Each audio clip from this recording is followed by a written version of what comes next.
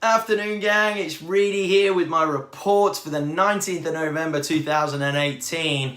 Not the best reading in the world, I'll have to admit. 1,517 auctions scheduled, just under 1,200 auctions that were reported, and a clearance rate of 44%, putting Melbourne at the bottom of the pile when it comes to clearance rates across the country. Now, a little bit confusing for myself. We saw some really good action actually, particularly in the unit market. So we had a clearance rate around about 60% with action on another one or two. So overall action was around about the 70% mark. We had about 30% of our properties that didn't go so well on the weekend. However, like I said, the unit market is going really, really well right now. We had one in Hughesdale run by Andrews Crawford and the fabulous team at Watermark Real Estate, fabulous little independent team. And they got some tremendous action for Willesden Road in Hughesdale. Lots of people there, lots of interest. A lot of buyers and the ones with the clipboards, the ones that you see that seem like they're doing all the homework in the world and then never really actually take any action. And there was a few of those kicking around as well. So there was obviously a degree of interest in this one. And needless to say, we got plenty of bids and dragged it kicking and screaming over the reserve. But once it did, it actually drifted a good, I think it was about 31,000 over the reserve price, which was fabulous, and it was a non-referral, so we managed to get across the line and get it over and done with before we needed to go and refer, which was great. It was harder, don't get me wrong, but the interest was certainly there, and what we're seeing across the board is that the unit market is definitely attracting way more buyer interest right now. I don't know whether it's because obviously the risk is lower for investors because of the fact that obviously they're not spending as much money on a unit, so therefore the return is slightly better, and they're not taking as much of a risk in the marketplace right now, so that might be one thing. Another thing, first home buyers, they're all going into that unit market instead now, thinking, right, we'll just go for something a little bit smaller maybe, and then capitalize on the market further down the track when it comes to our family home potentially. But yeah, across Melbourne we're seeing some really good unit results, which is fabulous. Now, one of the main things I wanted to talk about today was a worrying trend that I've noticed over the last couple of weeks via some of our agent clients that have been booking us in for auctions or letting us know about a property that is going to go to auction in the new year or what have you, that have taken that listing from another agent, so they're the second agent in. But the big reason as to why a lot of their vendors have jumped from the previous agent to them is a bit of a concern for me, especially because I'm hearing it fairly regularly, 5 times I reckon in the last couple of weeks, from different agents in different areas, where the vendor has indicated to the next agent that the reason why they didn't continue on with their original agent of choice was that on auction day, they didn't feel like the agent gave it absolutely everything they could. Now, I totally understand the fact that a lot of times vendors are jumping on board to the auction process because they feel that they need to have their day in the sun, their 15 seconds of fame, to either try and get an outcome on the day if they can, but then face the reality and understand that what they're trying to achieve isn't quite going to make it in the current marketplace, so then they'll meet expectations. So using the auction process as something of a conditioning tool is one thing. However, if 2 parts to this, if firstly on the day your vendors all they care about is what's happening on that day, the vast majority of the time they've either forgotten or they've put it to the back of their mind as to what's gone on during the campaign, and all they want to see on the day is 100% commitment and effort to trying to achieve the best outcome possible, which is letting the hammer fall.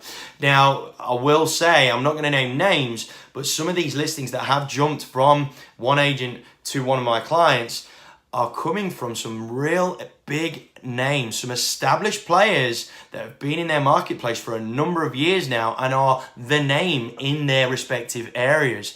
Guys, big warning to you right now, because what you're doing by showing a degree of apathy in that auction because you're just assuming that it's going to pass in, and then you're going to walk in and bash the vendor over the head with the outcome and tell them to change their price, it's causing a lot of problems for you, both now and in the future. Now, because you're going to miss out on that listing, come into the market, come into reality, because they're going to jump ship to someone else and give them an opportunity to actually go and get market value for them. So that's part one. Part two is the fact that your brand moving forward is not going to have the best reputation in a marketplace where a lot of the time vendors actually do understand that this is a damn hard market. So all they want to see is an agent that's going to at least put in a decent shift for them, particularly on auction day. So what you're doing right now is giving some of these other guys that are getting the listing as a second agent, you're giving them social proof, ammunition to go into an appraisal and actually bypass you completely and become the first agent of choice through all this social proof that they're picking up stock from other agents, from established players in the marketplace, because the vendors have said to them expressly that the reason why they left is because on auction day they felt like they were absolutely underserviced in effort and commitment. So that's first part of it. The second part, which concerns me a little bit, which we need to focus on a lot more, especially considering we've got this clearance rate of 44%, and you can actually drop that down, obviously, because of the ones that aren't reported. There's a lack of focus on the entire process, where the auction's in the middle. You got the campaign, the auction, and the third stage of the process, however you guys want to handle it. Now, we've recently come on board with Market Buy, with an online auction platform, which for me, in my opinion, would be an excellent third part of the process, because generally speaking, you'll get at least, more often than not, you'll get more than one offer for a property that's passed in. Yes, there might be a subject to finance or what have you, but like I said in a couple of weeks ago, 84% of our properties sell if they've been passed in within 2 weeks of the auction date. And a lot of the time, those properties are getting multiple offers. Now, we've put together with David Stewart, who, congratulations, Dave, Lisa, Chris, and the gang at Market Buy for winning themselves an ARIA award last week for Best Game Changer of the Year and Innovator of the Year, effectively. So there's got to be some merit to it, gang. And bearing in mind, I'm an auctioneer, so I'm not going to want to put myself out of a job. But that third stage of the process is so vital right now, and that is why we've partnered with them to offer all of our guys an opportunity to actually create that auction style competition in a transparent online way. Saves them from writing a multiple number of offers, gives the vendor transparency of seeing that they are trying to get as much as they can out of the market instead of just settling, and the buyers get transparency as well, by the way.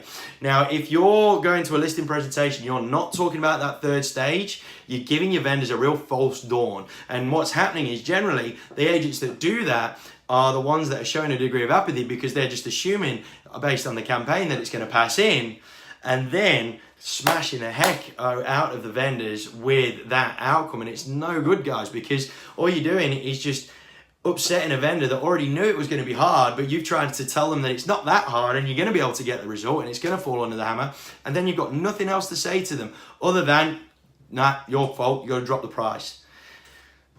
Those two things need to improve if we're going to actually, keep our income flowing in, gang, because otherwise you're going to get more and more, and I know this will resonate with a whole bunch of you.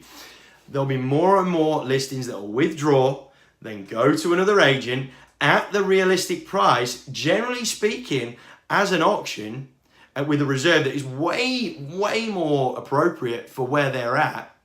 And that second agent's going to take all the glory and have the social proof that they're the ones that need to be dealt with.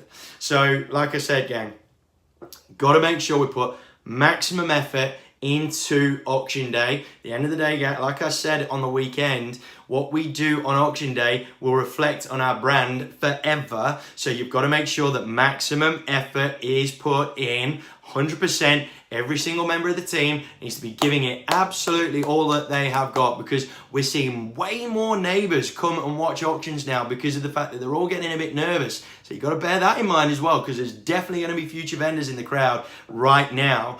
But the other thing is making sure that you've got your vendor in a position where they are absolutely ready for that third stage if it is required.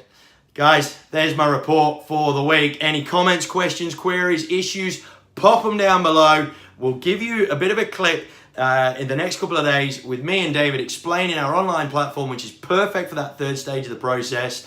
But for now, gang, enjoy your week. Reidy out.